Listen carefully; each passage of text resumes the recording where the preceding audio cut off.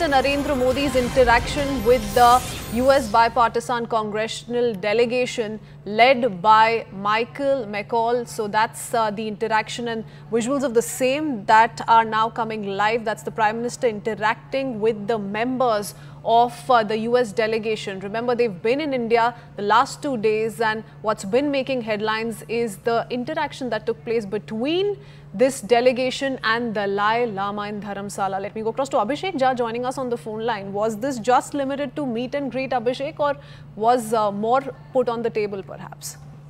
The leaders, the head of Foreign Affairs Committee of US House must have shared his experience of meeting with Dalai Lama and the government in exile of Tibet, which is in Dharamshala, and where they had an opportunity to meet the senior designated officials of the Tibetan government in exile, and also they had an opportunity to address and take part in the parliamentary proceedings. There also Nancy Pelosi was also part of that delegation, and now we have seen how the Indian government has also given due importance to the visiting delegation, and we saw yesterday External Affairs Minister S. Jaishankar had a meeting with the entire delegation, and today also the Foreign Affairs Committee chairman has a meeting with Prime Minister Modi. So that kind of gives a sense of how India sees the entire issue of Tibet.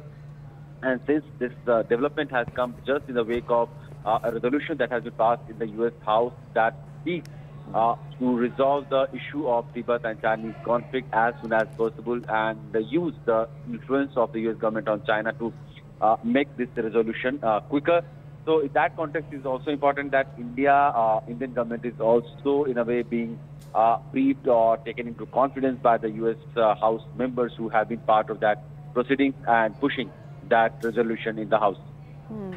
Okay, all right. Now, Abhishek, very interesting. You know, much of the conversation as far as this US delegation's visit to India is concerned has revolved around the interaction that the delegation had with Dalai Lama. And India's stand has also been amply clear, though one has always tried to decode a little bit, take it a little further when it comes to India's position, India's take on the entire Tibet issue. But the messaging from United States has been very clear and in a sense has been reiterated as well. We've heard it from Nancy Pelosi and Mr. McCaul as well. They've all come out to say that we stand with the Dalai Lama and the cause that he's been fighting for. Well, the US side has been taking side of any and in fact every democratic voice that has been, raising their cause, and this time Tibetans also who have been in a way oppressed by the Chinese regime and their PLA for almost like 8 decades. They have had a cause. They have been asking for their freedom. In fact, they have not been asking for the sovereignty of their land. They have been asking for an autonomous region where the spiritual head of Tibetan, religion will be a guiding force in their day-to-day administration. So that is a setup that they want. In fact, Dalai Lama has also in the recent past has said that they do not want an independence of Tibet. So in that context, the entire political narrative that Chinese side has been building that these Tibetan refugees are a secessionist force is totally falling flat. They have been asking for their own autonomous region under the sovereignty of China.